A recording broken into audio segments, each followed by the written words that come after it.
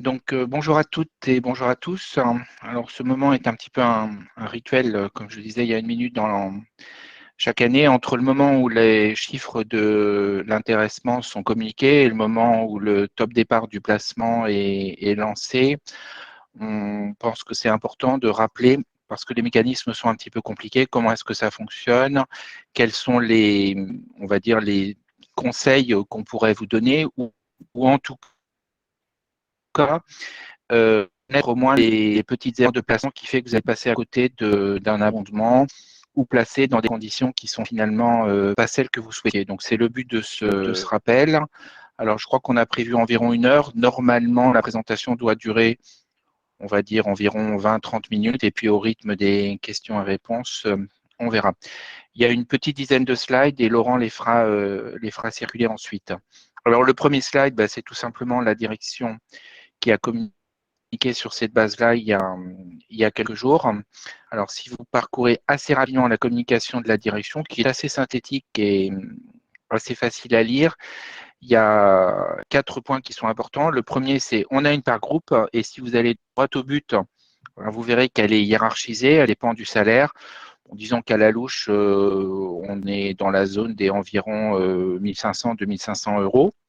C'est déjà une part groupe relativement élevée. Je rentrerai dans les détails tout à l'heure. On frôle le maximum théorique. En Il y a moyenne, hein, également une Franck, hein. C'est une en moyenne que tu moyenne. donnes, hein. On est d'accord. C'est une moyenne, effectivement, le strict, parce que pour être plus précis, c'est une valeur qui est proportionnelle au salaire, avec un minimum et avec un maximum. Donc, on est dans la zone pour un temps plein entre 1000 et 4000. Donc, c'est pour ça que j'arrondissais autour de 2 à 3000. La deuxième dimension qui fait aussi un ordre de grandeur d'environ 2000, c'est la part établissement. Ce à quoi se rajoutent deux mots qui sont très importants et qu'il faut bien comprendre, c'est ce qu'on appelle l'abondement sur le plan d'épargne groupe, qui cette fois-ci fait 1200 euros sous condition, je reviendrai dessus tout à l'heure, et l'autre abondement qui lui est sans condition, c'est l'abondement du plan d'épargne collectif qui fait jusqu'à, parce qu'à nouveau il est proportionnel en partie, jusqu'à environ 1680 euros. Elian, tu as une question? Non? Moi, je voulais simplement dire qu'il ne fallait pas oublier de rajouter l'intéressement en site. Oui, oui, c'est ce qu'on appelle la part établissement, l'intéressement Tout site. à fait. Oui, oui, tout à fait. C'est la deuxième boîte. Tu peux passer sur le slide suivant. Donc là, vous avez, pour ceux qui ne l'ont pas encore vu passer ou qui veulent regarder comment se positionne leur site, l'ensemble des montants pour chaque établissement. Le plafond, c'est 2100. Donc, globalement, la performance est très élevée sur l'ensemble des sites, puisque même le dernier la classe, entre guillemets, n'est pas si loin que ça de ce maximum de 1929, avec 1929. On a chaque année quelques sites qui décident ou qui ne peuvent pas ou qui ne veulent pas mettre en place des critères spécifiques sur leur établissement, typiquement des Ouais. fonctions tertiaires ou des gens qui sont arrivés Ouais. récemment, c'est le cas de Méréville. Dans ce cas-là, la règle pour ces sites, c'est la moyenne des autres. Bon, Oui, en fait, c'est règle surtout historique. les fonctions, hein. C'est surtout les Plutôt fonctions. des fonctions support, oui, tout à fait. Voilà. D'ailleurs, ça va me permettre d'introduire autre chose, c'est de bien voir la différence entre le brut et le net, puisque la communication est plutôt sur la base des bruts. Quand vous allez jouer dans le système, in fine, ce sont des montants nets que vous allez voir. Quoi que vous fassiez sur l'intéressement, sur l'abondement et toutes les variables, il y a ce qu'on appelle un prélèvement, je reviendrai dessus, de 9,7%. Donc pensez qu'on communique sur des bruts, mais qu'on voit des nets arriver. Tu peux aller sur le slide suivant. Pour les gens qui ont changé d'établissement, comme les gens du RICL qui sont passés Genasse, c'est le critère au 31 décembre qui s'applique. Oui, C'est ça c'est l'intéressement 2021. Donc, c'est effectivement, ça correspond à votre entité d'appartenance en 2021. Comme vous avez basculé au 1er janvier, c'est effectivement Genas, enfin le RICL. Et sans ta question, en cas de basculement en cours d'année, je ne sais pas trop si on fait du prorata ou si on prend juste l'image du 31 décembre. Mais dans votre cas, basculement, c'est Ça va rien. celui du Riclion. Qui est meilleur? Vous allez regretter d'être parti. Légèrement. L'intéressement et l'abondement, globalement, il faut aussi rappeler que ça se fait dans le cadre d'accords cadres. Donc, ce sont des champs de négociation entre la direction et les organisations syndicales. Alors, des champs de négociation, il faut qu'on converge vers un accord, il faut qu'on soit tous d'accord, mais il y a notamment une place à l'initiative des organisations syndicales pour, on va dire, déplacer un critère ou pour répartir un petit peu différemment certaines choses. Alors, c'est aujourd'hui complètement officiel depuis plus d'une dizaine d'années, mais on s'est battu pour qu'un mécanisme comme le PERCOL, qui vise à définir on va dire, une retraite complémentaire, puisse être partiellement proportionnel au salaire. Oui, Laurent? Oui, Franck, merci. Je voulais juste apporter une précision sur la première phrase que tu as indiquée dans ce slide, juste pour rappeler très rapidement les règles. Depuis 5 ans maintenant, il faut savoir que les accords d'entreprise en France ne sont valides que s'ils sont signés par la direction et par des organisations syndicales qui pèsent au moins 50% au total de représentativité, c'est-à-dire qui, en cumul, ont obtenu plus de 50% au premier tour des dernières élections professionnelles. Au sein de l'US Solvay France, ça se solde par la signature obligatoire, si on veut un accord valide, par au moins 2 des 3 organisations syndicales. Je ferme la parenthèse. Si j'apporte cette précision, c'est parce qu'il y a un petit peu de confusion qui a pu être introduite par des communications que vous avez pu recevoir de droite et de gauche. Sachez simplement qu'aujourd'hui, chez Solvay, une organisation syndicale ne peut pas, à elle seule, signer un accord qui sera valide. Il en faut au moins 2. Je ferme la parenthèse. Merci, Franck. Tout à fait. Donc, le socle de base, c'est un accord cadre, qui est une négociation importante parce qu'elle stabilise aussi l'environnement sur 3 ans. Donc, même dans le contexte, on va dire, instable qu'on connaît avec Essential et Special, on a aujourd'hui une garantie, entre guillemets, d'avoir un intéressement pour les 3 années qui viennent. Alors, c'est un accord cadre. Ça veut quand même dire que chaque année, la part groupe va être définie par rapport à des objectifs qui pourront être réactualisés. Et la part établissement elle-même pourrait être faite une année sur la base d'un indicateur et puis l'année suivante sur un autre. Mais ce cadre qui s'appelle il existe une part groupe, il existe une part établissement, etc., est défini pour 3 ans. Ça, c'est important. Au-delà de ces 2 accords annuels, oui. Juste pour dire que ce sont les règles qui sont définies pour 3 ans et qu'après, évidemment, les objectifs, eux, sont redéfinis chaque année oui, tout à fait. par une négociation qui précise les objectifs chaque année. Au niveau de chaque établissement concerné et au niveau du groupe. Ouais. L'autre chose qu'il faut ajouter, c'est que dans le cadre, par exemple, des négociations annuelles sur les salaires en fin d'année, il y a aussi une place à ce moment-là pour mettre au milieu de la table de négociation la revalorisation d'un certain nombre de choses. Donc, typiquement, pour ceux qui ont suivi les NAO de décembre de l'année dernière, on a acté à ce moment-là, conjointement avec la direction, et signé d'ailleurs avec les 3 OS, que l'abondement du PEG, qui était historiquement de 1000, est passé à 1200 pour l'année 2022 et au-delà. De même, le PERCOL a bougé un petit peu. Pour ceux qui suivent les NAO depuis, on va dire, 10 ans, quasiment chaque année, il bouge un petit peu. Voilà, donc il y a des règles sur les…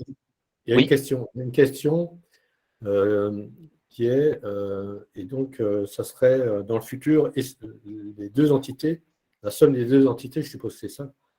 L'accord est triennal, donc il vaut pour 2021, 2022, en fait, 2023. L'accord ne prévoit pas, entre guillemets, d'avoir des règles sur les 2 entités. Non, donc, mais les deux entités, Daniel, lorsque les 2 entités seront formées, entre guillemets, a priori le 1er janvier 2024, l'accord triennal tombera, puisqu'il est valable pour 3 ans. Oui, non, mais même si ça interviendrait avant, de toute façon, l'accord ne prévoit pas, entre guillemets, qu'il y ait 2 entités. Donc, il faudra de toute façon renégocier de chaque côté. Renégocier dans les 2 entités l'accord d'intéressement. Ceci dit, la règle, entre guillemets, de droit veut que les accords soient reconduits pendant une certaine période, en général c'est 15 mois, pendant lequel on peut soit dénoncer l'accord, entre guillemets, et faire un nouvel accord, et en tout cas mettre à profit cette période pour renégocier de nouveau un nouvel accord d'intéressement. Et si on regarde les sessions récentes, alors on va penser à à Domo ou la JVH à Lampé, par expérience, donc ça ne présage pas de l'avenir, on voit que l'acquéreur en général reprend les accords et va plutôt chercher à s'en inspirer, à le modifier un petit peu, mais on est plutôt sur la continuité.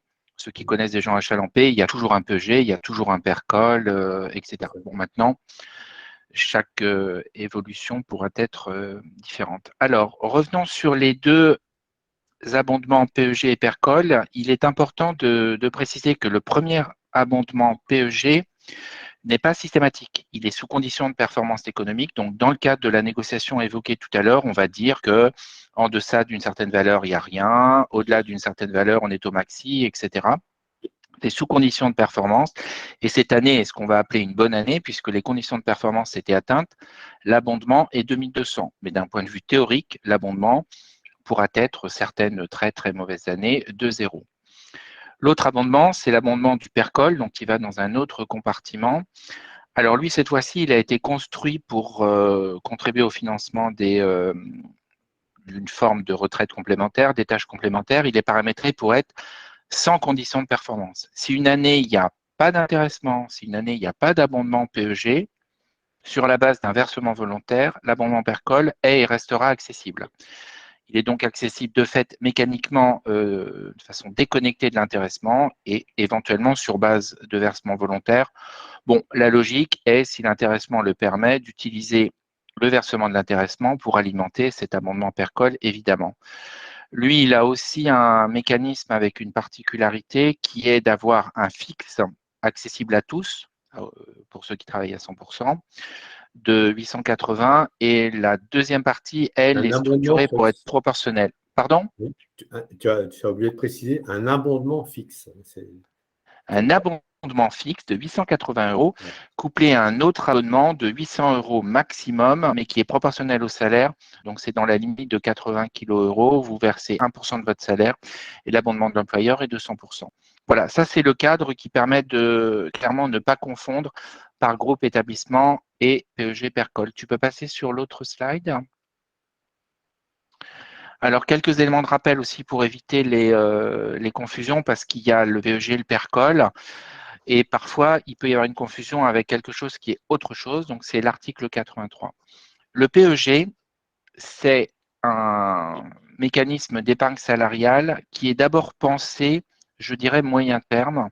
Dit autrement, toute somme qui rentre dans le PEG, vous prenez votre intéressement, vous allez dans le PEG, ou même vous faites un versement volontaire et vous allez dans le PEG, la sortie deviendra possible, libre et quand vous voulez, à partir de 5 ans. Ça ne veut pas dire qu'à 5 ans, il se ferme. Ça veut dire qu'au bout de 5 ans, c'est disponible le jour où vous le voulez. Alors, c'est à partir de 5 ans, mais dans un PEG, et ça, c'est cadré par la loi, il y a quelques clauses de sortie anticipée de type troisième enfant, mariage, etc.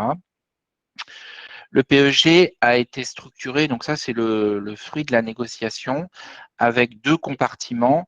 Un compartiment qui est éligible à l'abondement. Donc, si vous allez dans ce premier compartiment qui comporte Action Solvay et Solvay Régularité Solidaire, vous allez dans, c'est éligible à l'abondement. Le deuxième compartiment, qui couvre des actions avec un périmètre plus large, des actions internationales par exemple, n'est pas éligible à l'abondement. Je reviendrai, mais typiquement, si vous vous trompez de compartiment, vous pourriez perdre le droit à l'abondement. Ce serait un petit peu dommage. Et quand on fait ce placement, intéressement ou volontaire, ce n'est pas un placement pour l'éternité. Vous pouvez à tout moment, à l'intérieur du compartiment, procéder à des arbitrages. Vous allez sur Action Solvay parce que vous trouvez que c'est une bonne idée dans l'instant. Elle a beaucoup monté, vous souhaitez stabiliser votre portefeuille. Vous faites ce qu'on appelle un arbitrage. Vous déplacez l'argent d'un poste à un autre. Tout ça à l'intérieur du blocage global de 5 ans. Donc, si vous avez acheté de l'action Solvay avec le placement de l'intéressement, au bout de 2 ans, vous le passez en Solvay à régularité solidaire, vous ne repartez pas pour 5 ans. Évidemment, c'est toujours 5 ans à partir de la date initiale. Le percol, ça ressemble globalement un petit peu, notamment c'est géré par le Amundi de la même façon. Alors, il y a quelques différences extrêmement importantes. La première, c'est que comme le percol est pensé pour la retraite, la loi, c'est ainsi, interdit que le financement de la retraite puisse se faire au travers de placements dans l'entreprise. Donc, du coup, Action Solvay, vous pouvez chercher, vous ne la voyez pas, ce n'est pas une option ouverte dans le PERCOL. Et quand vous rentrez dans le PERCOL, comme cette fois-ci, on est sur un placement qui est pensé beaucoup plus long terme, le système vous permet, si vous souhaitez, d'avoir ce qu'on appelle des pilotages. C'est-à-dire, soit vous savez exactement ce que vous voulez faire, vous dites, je veux par exemple de l'Action Solvay, et si vous ne faites rien, 30 ans après, pour peu qu'elle existe encore, vous avez de l'Action Solvay. L'alternative à ça, c'est de confier au gestionnaire le pilotage. Donc, confier le pilotage, ça veut dire la retraite est en environ 20 ans et vous laissez le système gérer sur la base de ce critère. Donc, il va au début être plus exposé en action et puis au voisinage de la zone d'atterrissage du départ en retraite, il va rendre votre portefeuille plus stable en basculant sur de l'obligataire ou du monétaire. Donc, c'est ce qu'on appelle les placements pilotés par Epsen ou les placements horizon par Natixis. Si vous partez là-dedans, voilà, vous aurez la question de votre perspective de départ en retraite. Oui, Laurent? Oui, Franck, ça apparaît pas clairement. Quelle est la différence entre le placement pilote et le placement horizon? Est-ce que tu as un conseil de choix entre l'un ou l'autre? Non, formellement, il n'y a pas de conseil. Ça, c'est un petit peu le poids de l'histoire où on avait les deux acteurs qui existaient, qui avaient des offres qui étaient un petit peu différentes, notamment sur les actions. L'un avait une vision beaucoup plus orientée sur de la gouvernance, des choses comme ça. L'histoire fait qu'on avait deux acteurs et quand on a deux acteurs qui sont chacun à la tête, on va dire, d'un certain patrimoine, parce qu'in fine, vu d'Epsen ou de Natixis, ce sont des millions ou des dizaines ou des centaines de millions d'euros de placement. Souvent, on a tendance à garder ça. Donc, le fruit de l'histoire, c'est qu'on a deux acteurs qui sont toujours dans la place. Si on devait construire tout à partir de zéro, peut-être qu'au nom d'une certaine simplification, on n'en aurait qu'un. Voilà, donc j'ai pas de préférence entre les deux. Vous pouvez vous faire votre propre idée sur des performances un peu long terme. Voilà. Comme il s'agit d'un placement donc typé retraite, je l'ai dit à plusieurs reprises, ben, ça veut dire que le mécanisme naturel d'activation de la récupération de l'argent, c'est le départ en retraite. Il y a quelques clauses de sortie anticipée, mais faut vraiment les connaître et penser que c'est un départ retraite qui déclenchera la sortie. Autant le PEG a une sortie en cash, hein, vous avez placé quelques milliers d'euros, vous récupérez votre mise. Le PERCOL, à nouveau, parce qu'il est pensé retraite, vous offre les deux options de sortie. Donc la première, c'est le cash, la deuxième, c'est la rente. Donc une rente, ben, c'est de dire que compte tenu de la somme qu'on a, de l'âge qu'on a, de l'espérance de vie, il va calculer une rente annuelle. Alors, à la louche hors inflation, et si on arrondit beaucoup, on va dire si vous avez 30 000 euros et que vous avez entre guillemets une espérance de vie de 30 ans, 30 000 euros, espérance de vie 30 ans, attendez-vous à environ 1 000 euros par an de rente, plus ou moins. Pour le placement libre, bah, vous avez la responsabilité de votre placement, donc vous arbitrez. Dans l'autre cas, non, évidemment.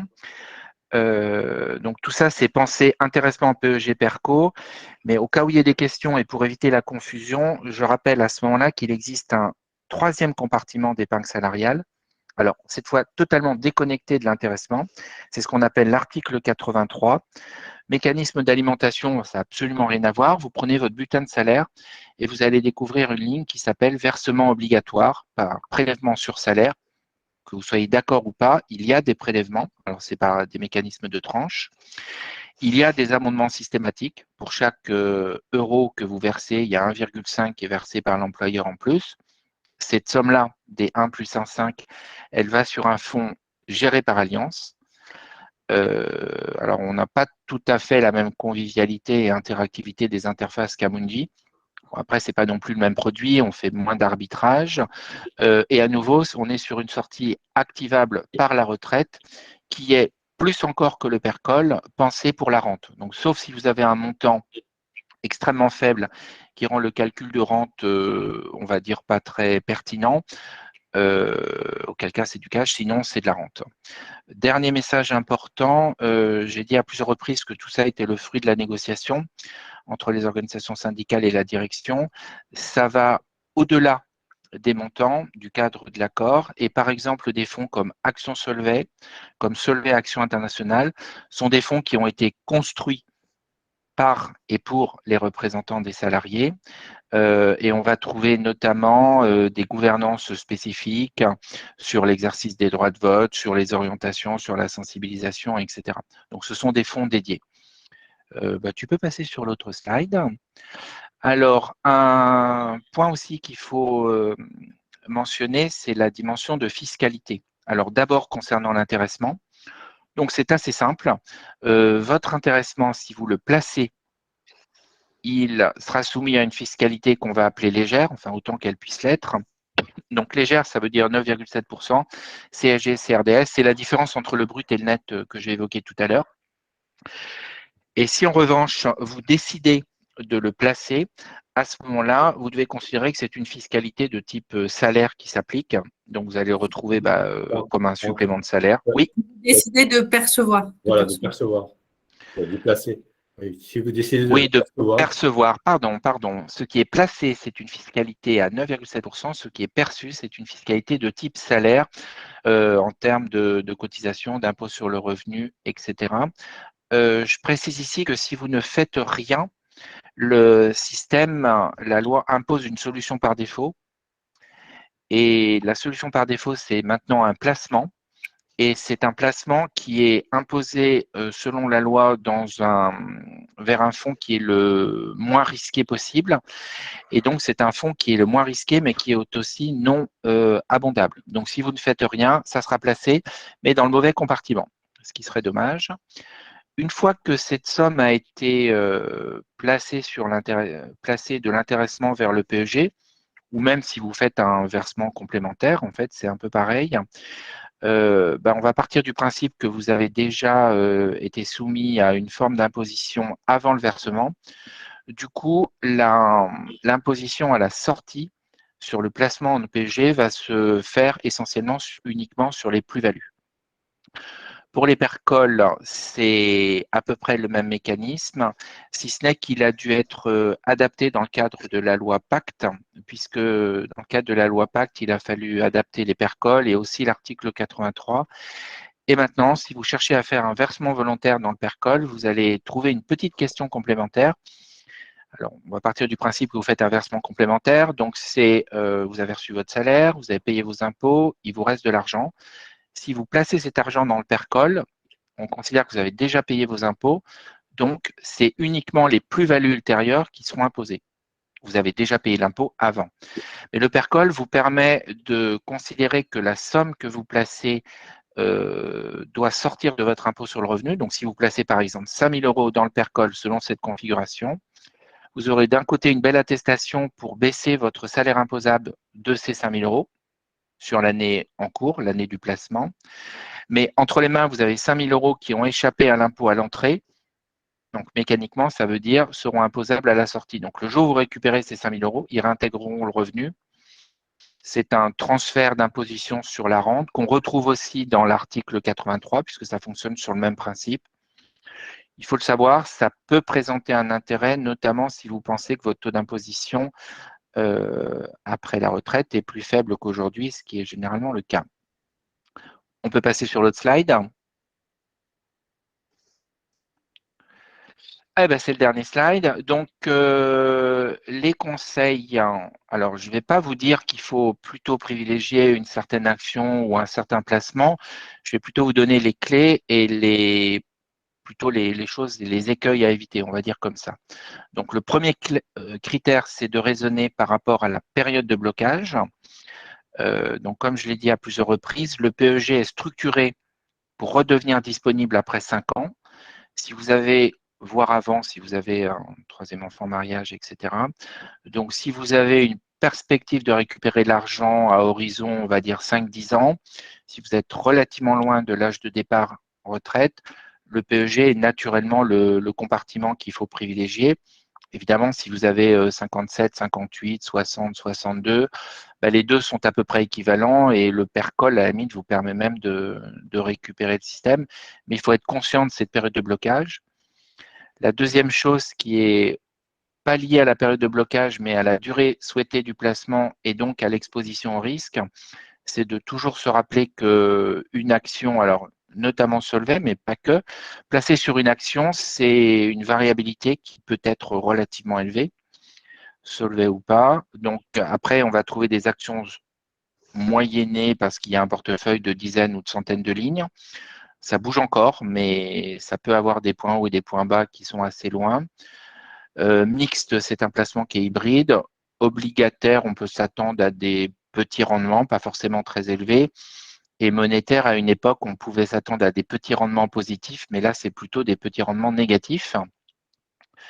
Voilà. Et si vous avez un petit peu des doutes sur un placement ou sur un choix à faire compte tenu de critères que vous rajoutez comme la durée de placement, l'exposition au risque, sur le site d'Amundi, vous avez un robot qui peut vous orienter vers des placements au travers d'un jeu de questions.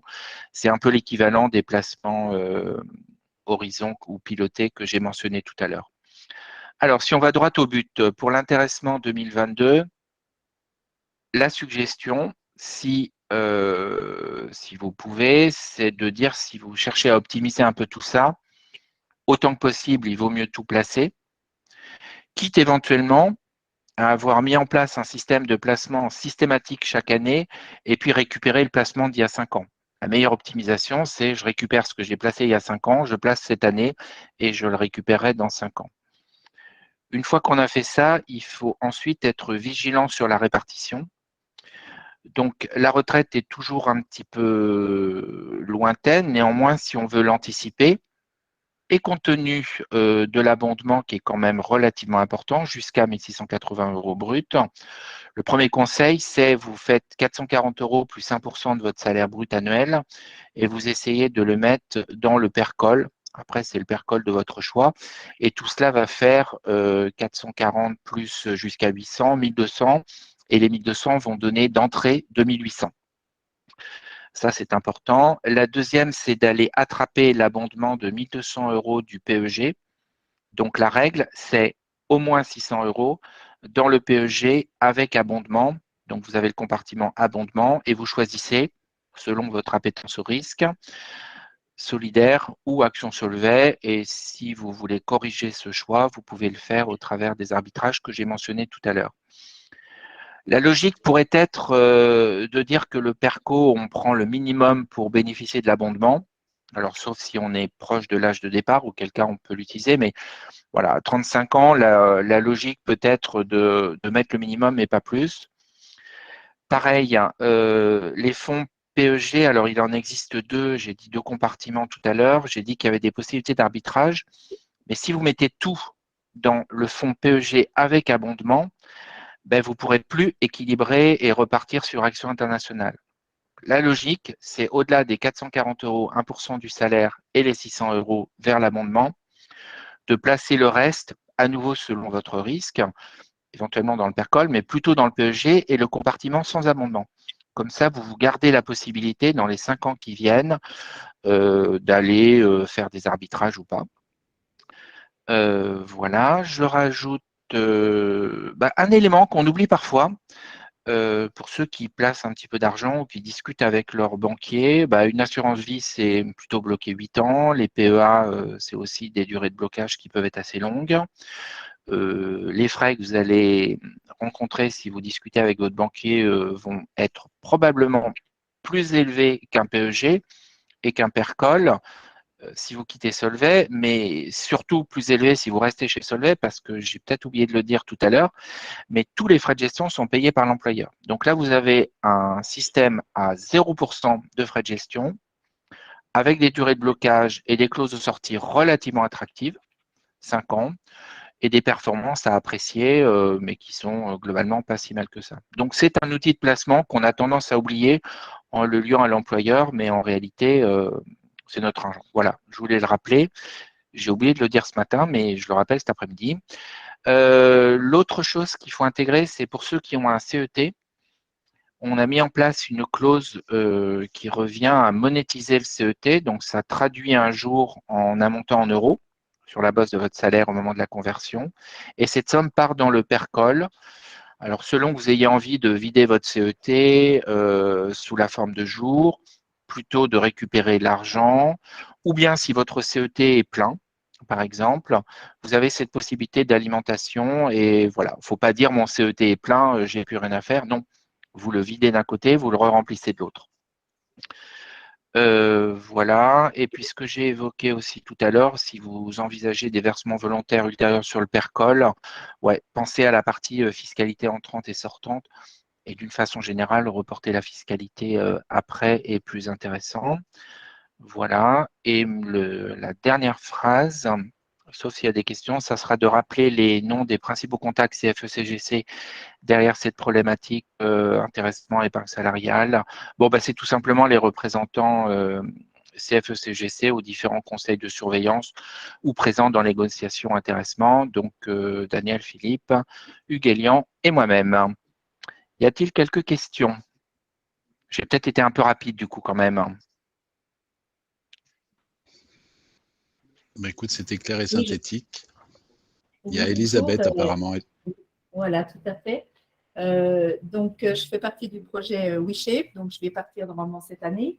Je voulais savoir si on pouvait garder Amundi après, comment ça se passait justement, et Oui, sur tout les à fait. frais, etc. Alors, il y a plusieurs éléments de réponse. D'abord, sauf erreur, pendant le congé de mobilité, vous êtes toujours salarié Solvay, donc exposé de la même façon à la gestion, à l'offre Amundi, et y compris à la prise en charge.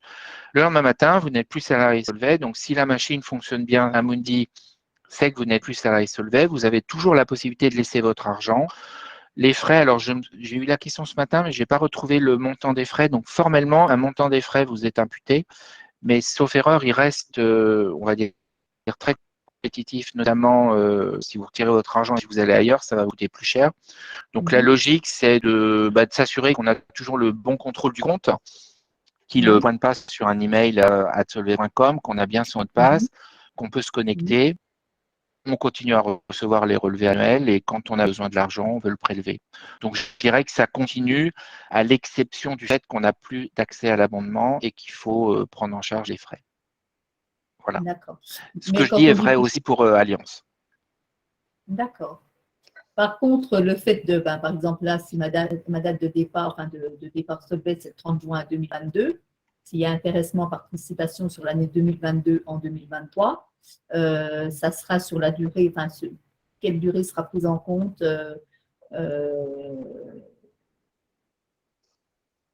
si je mets le 30 juin, après derrière j'ai le CET, il y a le préavis, il y a le congé mobilité, j'aurai droit en 2023 s'il y a de la Alors, vous êtes toujours salarié. Comment? L'accès à d'abord la partie pour CET inclus, vous êtes salarié, ça pourra tomber tout à fait normalement. Oui, d'accord. Après, le congé de mobilité, on n'accède plus au montant de l'intéressement, je crois. Daniel? Oui, non, normalement, lorsqu'on est en congé de mobilité, non. Non, il n'y a plus. Donc, ça sera justement du préavis. Sur la liste de salariés. Le CET et préavis, par contre. Oui. Et préavis, oui, bien sûr. Oui, Voilà. dans les deux cas, vous êtes salarié et exposé de la même façon. Ouais, d'accord. Oui, pour le préavis, je propose de vérifier parce que c'est pas un préavis. On appelle ça un préavis, mais c'est un but de langage, c'est une période de licence d'activité dans le cadre du congé de mobilité. On va vérifier ce point-là. Ok. Oui, d'accord. Oui, parce qu'il y a aussi souvent la question par rapport au congé aussi. Enfin, là, je suis hors contexte, mais il y a encore beaucoup de gens qui se posent des questions par rapport au congé, à la gestion des congés, tout ça, etc. Pendant la période CET et congé préavis, pardon, enfin, ce qu'on appelle préavis, avant le vrai congé mobilité.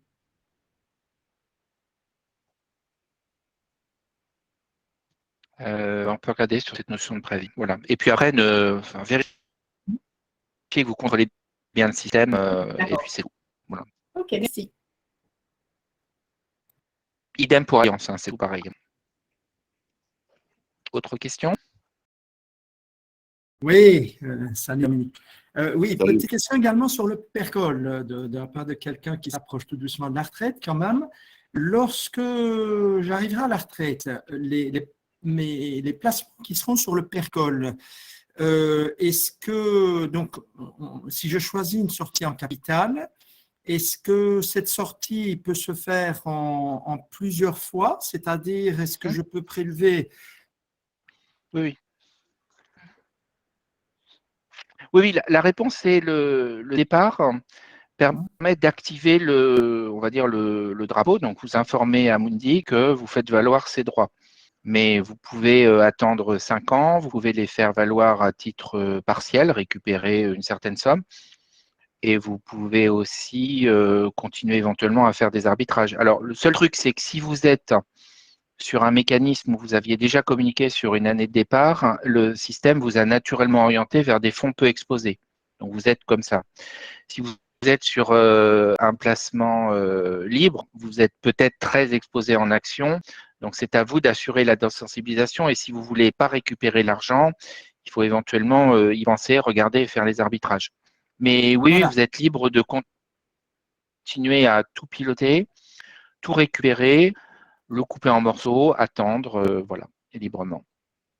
Voilà, donc toute flexibilité et donc les retraits quand on veut. Mais en faisant Frais les de gestion, arbitrages c'est la seule effectivement en différence. fonction de l'horizon. D'accord, merci, c'est clair. Voilà. Merci. Y a-t-il d'autres questions? Dominique, Dominique de nouveau. Oui, j'aimerais bien avoir juste la réponse à ma question.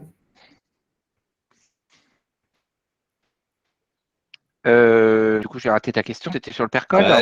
Tu as évoqué le fait de verser volontairement sur le PERCOL et ainsi d'avoir une réduction d'impôt sur le revenu. Est-ce que…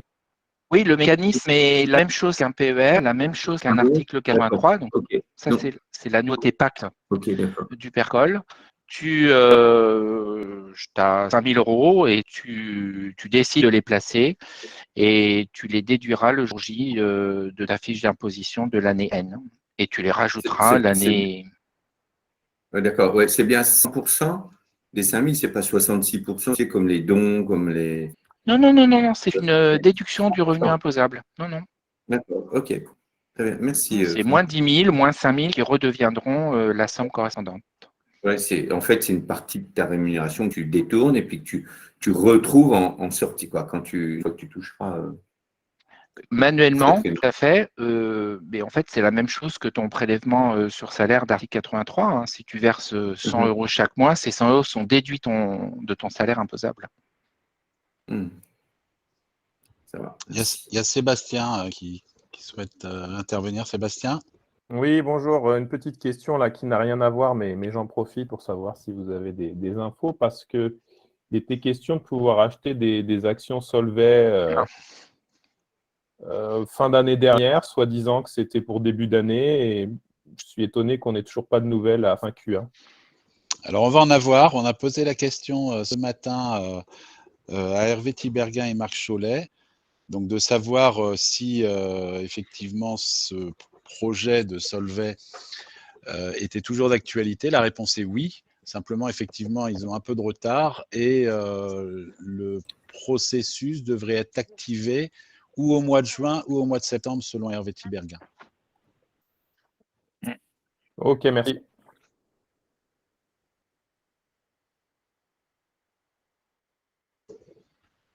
Bon, s'il n'y a pas d'autres questions, je propose qu'on en reste là.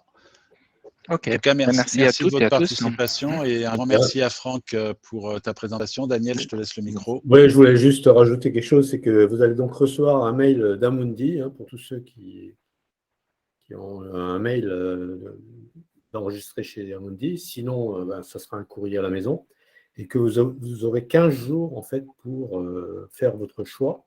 Donc, ne manquez pas de le faire dans les 15 jours qui suivent.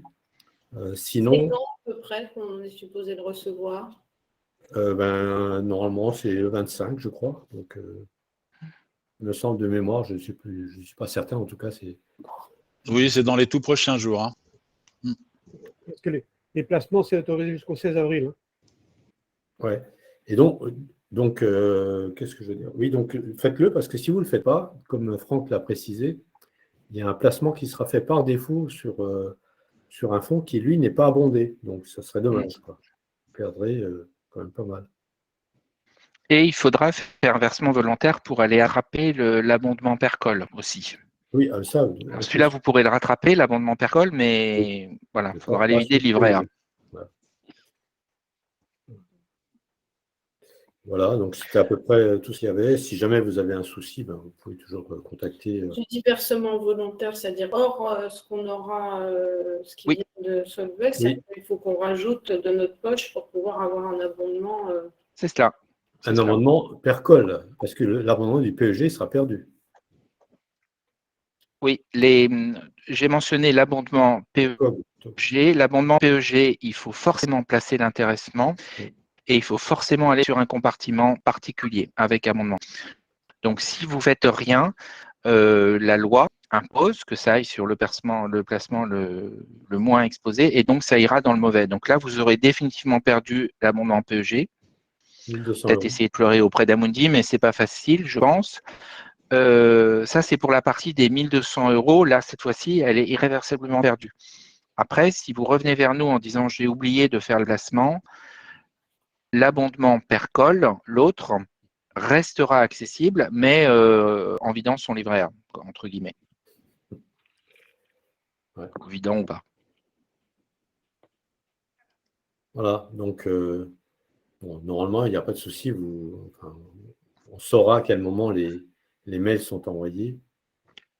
Et en plus, vous serez guidé par, sur le site d'Amundi, logiquement, qui doit vous orienter et vous prendre un peu par la main en vous conseillant sur la manière d'orienter votre placement pour maximiser, entre guillemets, les abondements. La machine fonctionnait très très bien l'année dernière. Dès que vous faisiez vos placements dans le compartiment abondé, dans le compartiment non abondé, vous aviez une réactualisation en bas de la page de l'abondement versé et vous pouviez jouer. À la limite, d'essayer de le faire assez rapidement parce qu'on peut revenir quand on veut et remodifier ses choix jusqu'à la date limite. Ouais. Non, mais sans même vouloir jouer, carrément le site. Enfin, simuler.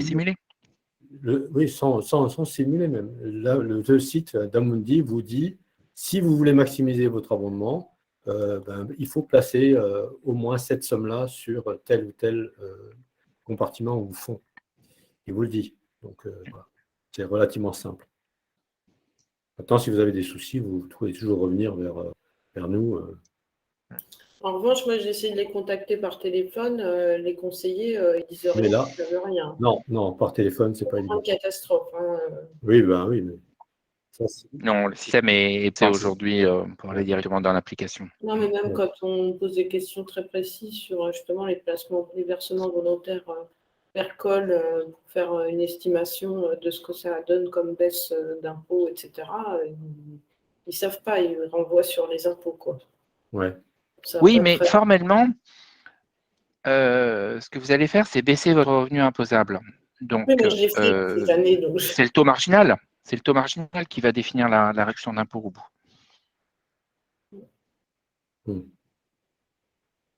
C'est ça. Ok, s'il n'y a plus d'autres questions, on va lever la séance. Très bien, merci tout le monde.